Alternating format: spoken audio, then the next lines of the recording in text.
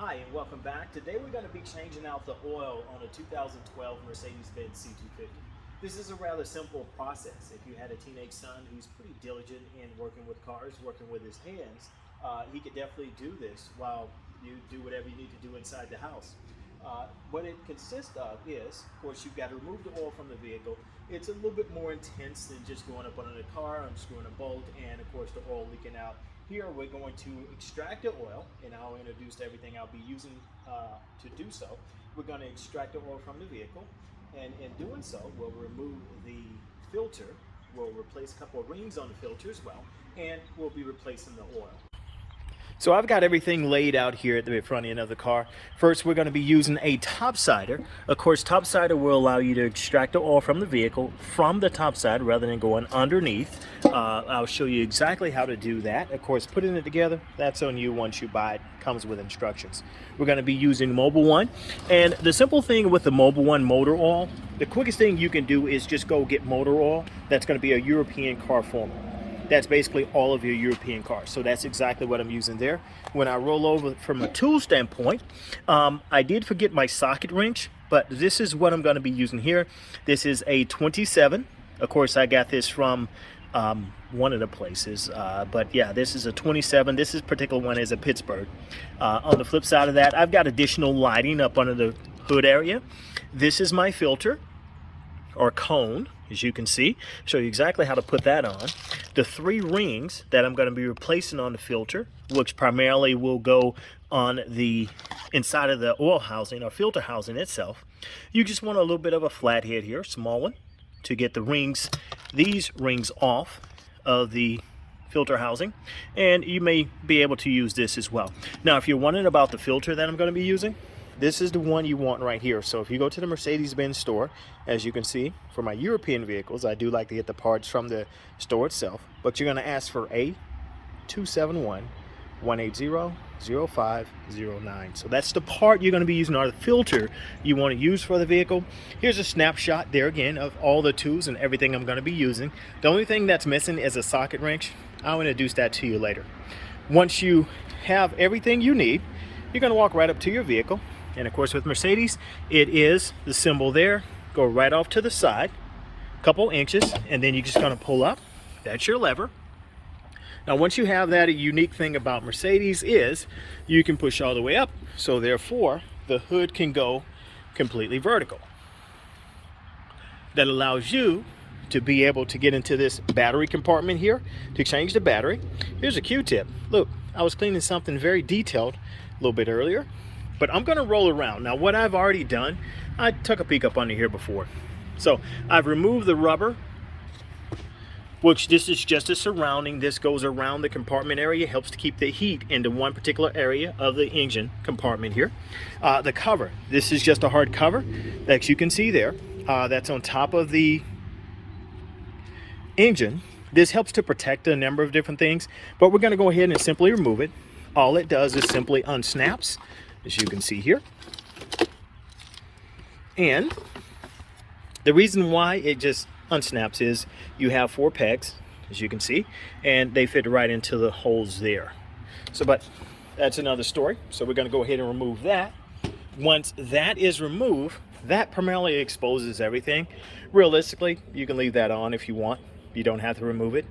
First thing we're going to do, make sure your engine, you have been driving your vehicle. If you haven't been driving your vehicle, just let it run for about 10-15 minutes or so, and then give it another 5 minutes, come out and do your oil change. You just don't want to do this on a cold engine, or you want that oil to be heated a bit so it'll flow a little bit better. First thing we're going to do, take our oil cap off. So we're going to go ahead and take that off. As you can see, there's a little bit of oil from the top. You can see where I've been running the vehicle. Take a quick peek here. So as you can see, that oil is moving quite well. So it's just not stagnant or sitting in place. So we'll go ahead and remove that. You just want to set this somewhere you can remember. We all can be forgetful at times. You want to go ahead and remove your checkpoint, your oil stick. So we'll remove that. We'll set that off to the side as well. And doing this in the driveway, you just want to make sure no oil seeps down onto your driveway. It's ugly, hurts your home's appearance. So if you come back, I've got my oil stick removed. You can see that. I've got my cap removed. So the next thing I'll be removing is simply removing my filter housing, which is in the back here. You can see where it's labeled turbo. Now the good thing is you can get your wrench. This is flexible, so you can pull that. You can move that out the way, which will allow you to get in to get the fills and open the filter housing. So we're going to go ahead and do that right now. Just so you didn't know, if you've never looked up under your hood, that's exactly what it looks like. All right, so as you've seen here, I removed my gas cap, I removed my oil stick, and on top of that, get your 27 socket. So go ahead and put your socket on your 27, socket wrench on your 27, and all you're going to do is just take it in and just spin. So you're just twisting your filter off. And this is the same thing, it's got turbo right around the top of it. That's your oil filter, and of course you're going to need to take that off.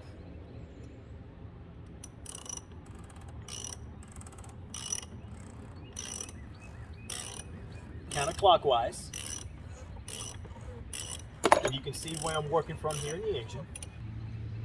Batteries over in the corner. Got your brake booster right underneath. I'm going to show you exactly what this looks like. So we can go ahead and remove our socket. In fact, you can remove the whole thing all in one. You're going to take in a lift up. All this comes socket wrench, and all this comes out. You can see the oil dripping there. That's your filter. This is your filter housing. So all we're going to do, I got a little access stripe in here. So I'm going to move this over. So once you take your filter out, this is exactly what it looks like.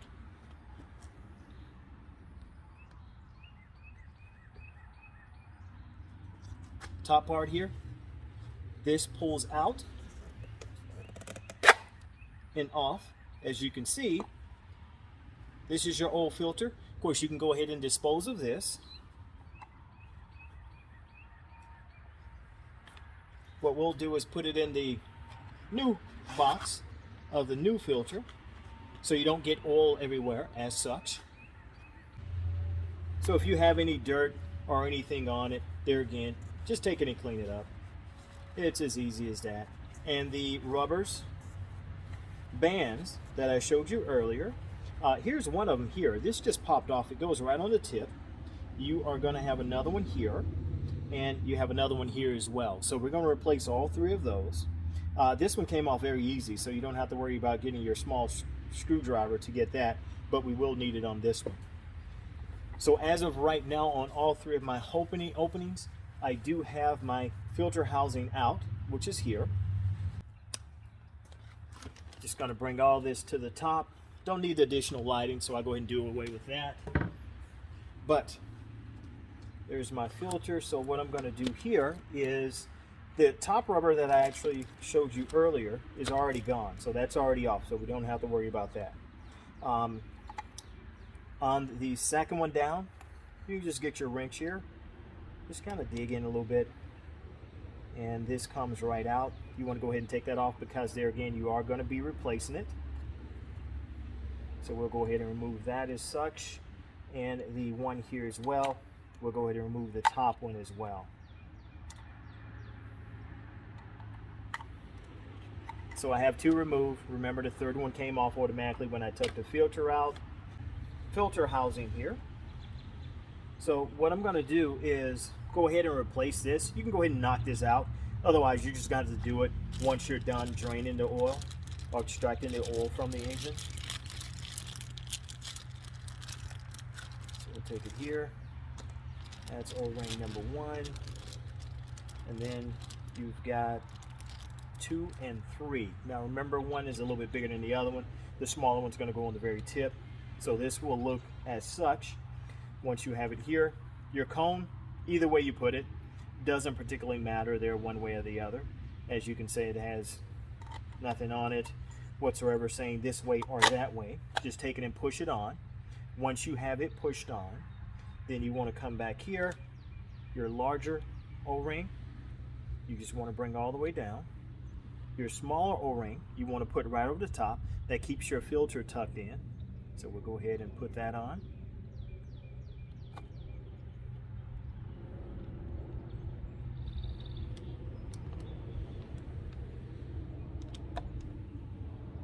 Funny thing is, I won't say that. As I'm about to go in a slightly darker area, but I won't do that. So we'll go ahead and put O-ring on. We'll call that number 2. We'll go ahead and put the other on as well. Now we're going to pull this one all the way up to the top point there. And then we've got number 2 on. Number 3 just goes right over top as such. So that's your filter housing. So if you're doing a topside oil change, one of the things that you're going to need is a topsider. You saw me introduce it before. All you're going to do is take your smaller hose, and if you want to be politically correct, all you have to do is come here, take the top side of your oil stick and go there. You can also go there, so you can kind of measure, and I think I've already got it marked off here to where it goes from there to there. What I did was I put it all the way up to here. So I put it up a little bit farther. But you can mark off on your hose here exactly where it stops with your oil stick. So when you're putting this down, and you can see I've made an oil mark there too, but just put this down where you would normally put your oil stick, which is right here, and just go all the way down. You can see where my marking is with my oil. I unintentionally did. So as you take that, and all you're going to do here, you have this little area which puts a kink in your hose. This stops the oil flow. So we're going to take this and we're just going to tighten it all the way down. And of course, once you get your topsider, you'll be able to see all this, so I'm not going to zoom in or out. That closes your hose. And if you work at a dealership or whatsoever, you can use your same thing you use to put air in your tire. They make the same thing. It's like a little pressure thing. And all it does is it extracts all the oil out, so you particularly don't have to sit here. And you get a pretty good arm workout, because once you close that off, now you've got to build up pressure within your can. Within doing so, now you're in motion here. Well, you can see the oil start to move. That's what I don't want to happen. So just going to lock this down, or try to lock this down a little bit more.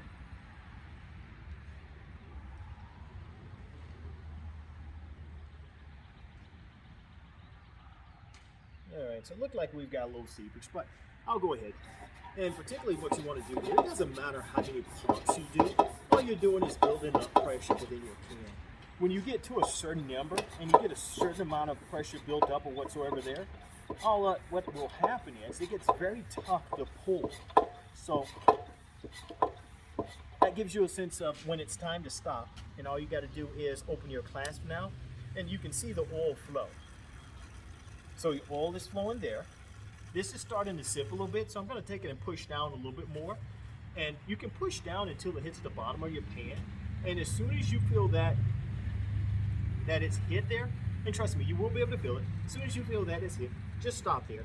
And you can see here, through the tubes, the oil is flowing. So you can let that flow, and what happens is it will continue to flow, and then all of a sudden it will start to kind of sip a little bit. What I mean by that is slurp, sip. Same thing as if you're slurping on something and it's almost done with a straw. Same thing here. And you'll notice you'll get a couple air bubbles to show up here, so you know it's somewhat done. Now, we are going to measure the amount of oil that we're taking out, but we're not going to do it right now. First, we're going to extract as much as we can, and then to measure how much we've taken out,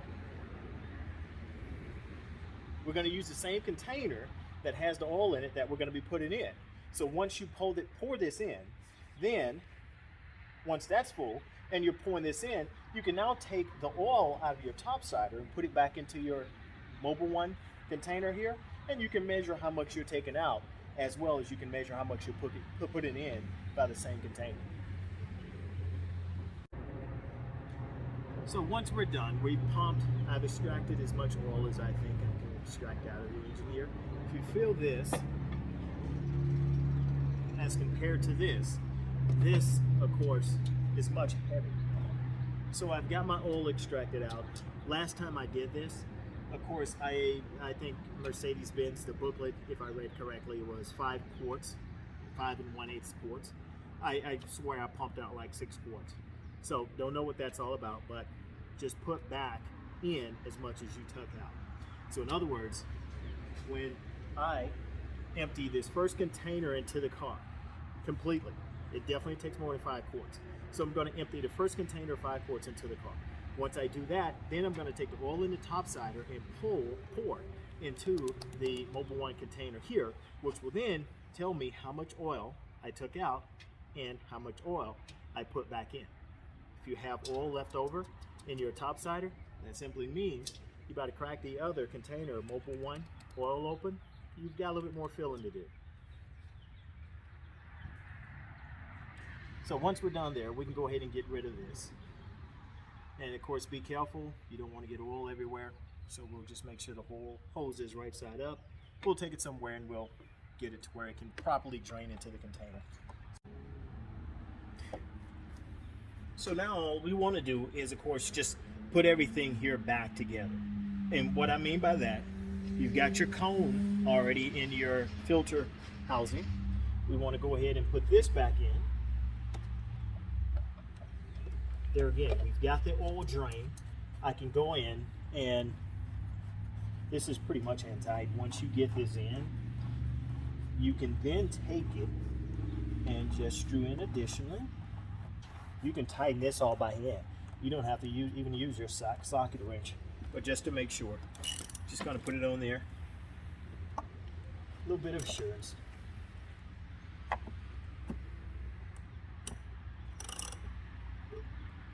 Okay, so that's basically on. Didn't have to turn that in. So we can take all of that off. We're done there. Just to make sure, we're going to hand tighten it one more time. Go ahead and get your oil stick. This is either here nor there when you put the oil stick back in, simply because on the oil stick, it's not going to measure anything, or pretty much it shouldn't, but for good measure, let's just go ahead and take a look. So I'll go ahead and put it back into position. And I'll go ahead and pull this back out. As you can see, nothing's on the stick. That's a good thing, just to make sure that you have no additional oil left down in the pan or whatsoever. And even when I tap that, when I'm putting that in, it even sounds empty. So I'm going to leave my cap undone, and I'm going to go ahead and filter it. There again, my filter housing's back on with my new filter. I got my oil stick plugged in, and I still got the cap off because I've got to put oil in it. So definitely remember to put oil in it. So I'll go ahead and do that.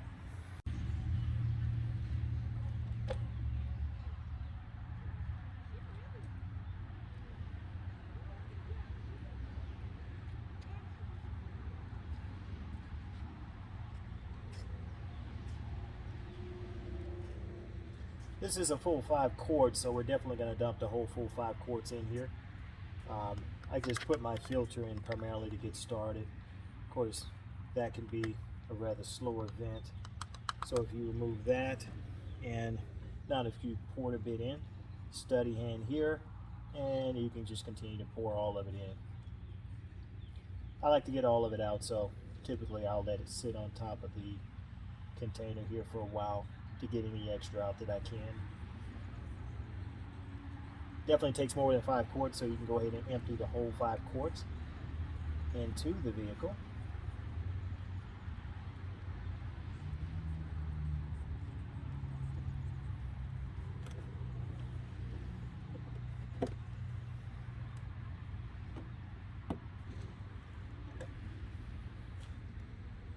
And there again, I'll just get a couple extra minutes there to let that go ahead and drain down as much as I can. Normally I'll get a little bit around the engine, but as it drops off, it'll burn off. And then you can wipe any excess up that you need to. If you get to the point to where you're worried about how much is going in, how much is going out, you just saw me dump 5 quarts into it there. I can simply pull my oil stick at any time. Once you pull your oil stick, Now you can see where you've got oil back in. Of course, max is at the top there. It's nowhere near that. It's all the way at the bottom. But it will start to filter in on its own. But I definitely want to take it. Now that I put 5 quarts in, I'm going to put an additional quart in. I'll show you what I mean by that. Not an additional quart, but yeah, I guess more or less right at an additional quart. And I'm going to show you there again where I'm pretty much pulling an exact 6 quarts out of this thing when Mercedes says far less than that.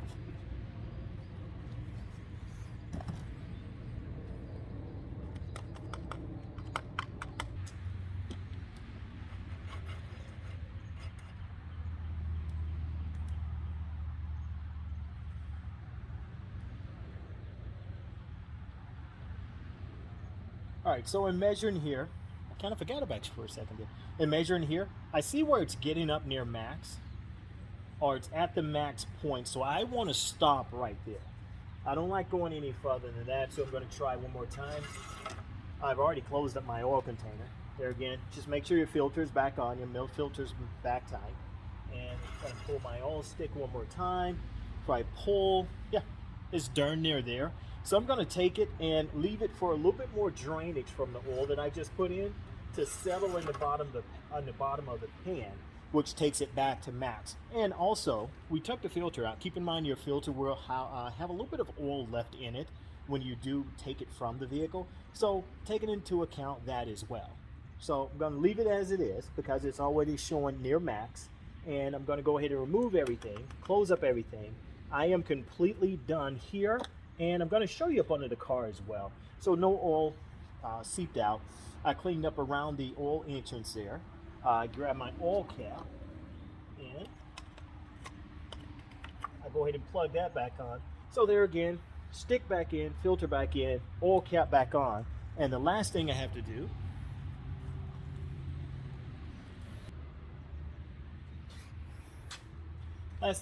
is just pop on our lid. Just snaps right back into place. And all 3 items you must consider that you have on the vehicle before you let the hood down: your filter housing, or your filter, your cap, and your oil stick. As long as that's back into place, you're completely done. That completes your oil change. Okay, so you heard me talk a little bit about filling this back up as far as what you took out of the vehicle. So 5 quarts should set me right about there. Last time, if I stand correct, which I did the oil change, so I know I should pretty much be correct. Last time, this took me all the way through 1 jug, completely filled, and of course into another jug as well. So just taking the time to pour it back in here.